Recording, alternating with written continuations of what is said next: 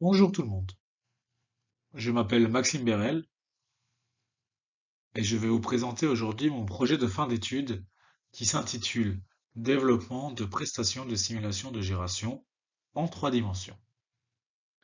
Alors ce projet de fin d'études s'est déroulé en grande partie au sein du laboratoire de photogrammétrie iCube situé à l'INSA de Strasbourg et a été commandité par l'entreprise Transport Europe Service se situant à Orbourg-Vire dans le Haut-Rhin.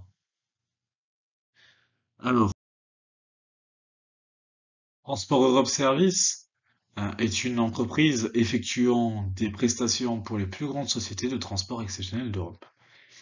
En effet, c'est elle qui va effectuer les études préliminaires nécessaires en vue de définir le meilleur itinéraire pour y faire passer le convoi.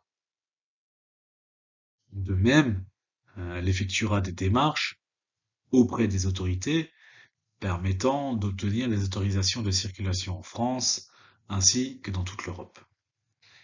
Lorsque l'itinéraire défini ne permet pas le passage d'un convoi, des aménagements routiers et urbains peuvent être mis en place.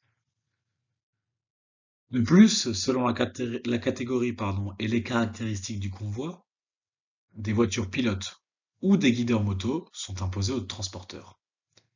À ce jour, avec l'essor du marché éolien, les méthodes de transport Europe Service atteignent leurs limites.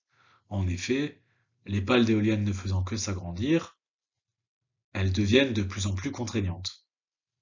Seule une simulation de gyration en 2 dimensions ainsi que l'expérience des collaborateurs ne suffisent aujourd'hui plus pour assurer un itinéraire sans encombre. Ainsi, pouvoir déterminer l'emprise du convoi dans son environnement en 3 dimensions devient une nécessité. L'objectif alors de cette étude est d'effectuer des acquisitions lasergrammétriques et photogrammétriques d'un environnement où se pose la question d'un possible passage du convoi.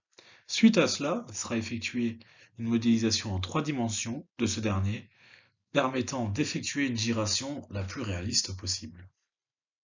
Ainsi, nous aborderons en premier lieu les différentes méthodes d'acquisition utilisées dans le but de déterminer l'appareil le plus apte à réaliser ces travaux.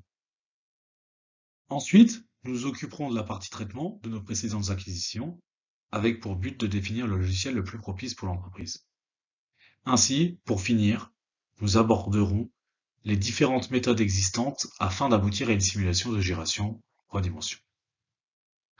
Merci de m'avoir écouté.